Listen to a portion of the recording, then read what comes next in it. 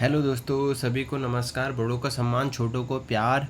आज का जो हमारा टॉपिक है कक्षा 6 के एनसीईआरटी में किस तरह से एनसीईआरटी हमें क्या क्या चीज़ें सिखाती है और किस तरह हमें कहानी के माध्यम से हमारे चाहे हमारे जीवन यापन हो या फिर हमारे दृष्टिकोण हो या फिर हमारे रोज़गार के माध्यम हो, तो किस तरह वहाँ पर पहले ज़माने में इन चीज़ों की किस तरह से लोग अपना जीवन यापन करते थे। तो जीवन यापन करने के उपरांत हमने देखा कि किस तरह से वहाँ पर क्या क्या चीज़ें भिन्नताएँ पाई गई, जैसे जैसे समय के अनुसार चीज़ें बदलती गई। तो हमने देखा है कि इस तरह से है। आज हमारा जो अभी टॉपिक चल रहा है, अशोक एक अनोखा सम्राट है जिसने युद्ध का त्याग किया। उसमें जो हमने अभी तक देखा है कि किस तरह अशोक हमने देखा कि अशोक किसका पुत्र है।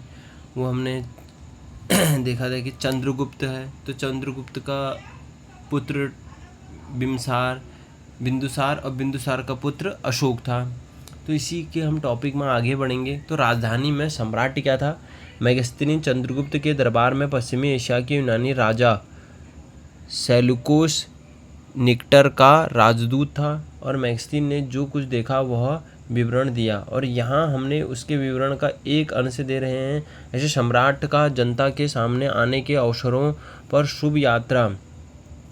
शुभ यात्रा के रूप में जश्न मनाया जाता था और उन्हें एक सोने की पालकी में लाया जाता था और उनके अंगरक्षक सोने और चांदी से अलंकृत हाथियों पर सवार रहते हैं और कुछ अंगरक्षक पेड़ों को लेकर चलते थे। इन पेड़ों पर प्रक्षित तोतों का एक झुंड रहता था जो सम्राट के सिर के चारों तरफ चक्कर लगाता रहता था, और राजा सामान्यतः हथियारबंद महिलाओं से घिरे होते थे और वे हमेशा इस बात से डरे रहते थे कि इन्हें कोई इनकी हत्या करने की कोशिश ना करे।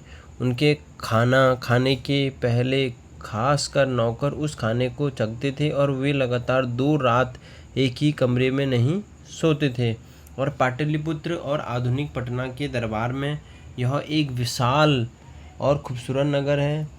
यह एक विशाल प्राचीर से घिरा है जिसमें 570 बुजुर्ग और 64 द्वार हैं, गुज्र हैं, और 3 मंजिला वाले घर लकड़ी और कच्ची ईंटों से बने हैं। राजा का महल भी काठ से बना है। इसे पत्थर की नक्शाई से अलंकृत किया गया है।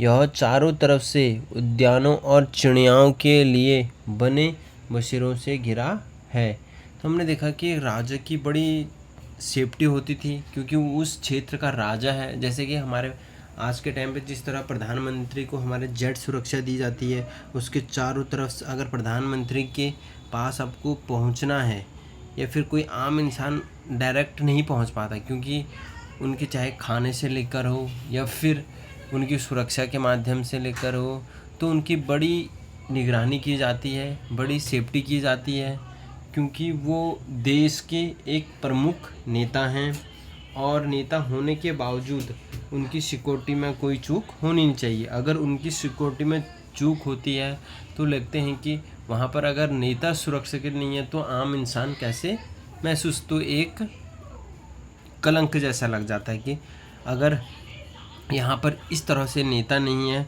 सुरक्षित तो आम जनता कैसे होगी। तो इसलिए वहाँ पर उनकी सुरक्षा के लिए चाहे सरकार के माध्यम से हो, तो इसी तरह वहाँ पर पहले ज़माने में क्या किया जाता है, राजाओं की सुरक्षा के लिए जैसे इन्होंने देखा कि कुछ हाथियों लेके उनकी अगर पालकी भी जाती थी तो चारों तरफ पूरी क्या हो जाती थी, उनकी फौज रहती थी।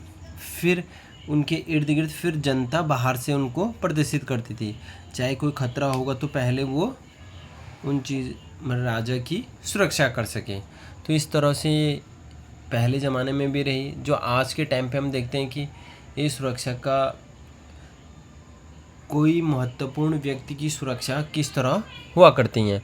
और अंत में जंगल वाले इलाके आते हैं और यहाँ रहने वाले लोग काफ़ी हद तक स्वतंत्र थे और उनसे उम्मीद की जाती थी कि वह मौर्य और पदाधिकारों को हाथी या लकड़ी या मधु और मोम जैसी चीज़ लगाकर दें। अशोक जो था एक अनोखा सम्राट था। अशोक मौर्य वंश के सबसे प्रसिद्ध शासक थे और वहाँ सबसे पहले शासक थे जिन्होंने अभिलेखों द्वारा जनता तक अपने संदेश पहुँचाने की कोशिश की।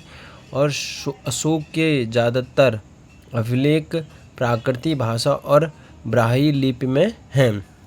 देखा गया है कि किस तरह से वहाँ पर अशोक एक अच्छा शासक के रूप में प्रचलित हुआ और किस तरह से उन्होंने अपने जीवन में संघर्ष किया। उनके टॉपिक में ही लिखा है कि अशोक एक अनोखा सम्राट है जिसमें युद्ध का क्या किया, त्याग किया, युद्ध को त्याग दिया। तो इस तरह से हम अगर आगे टॉपिक पढ़ेंगे तो thank you so much, like and subscribe. Next topic में हम पढ़ेंगे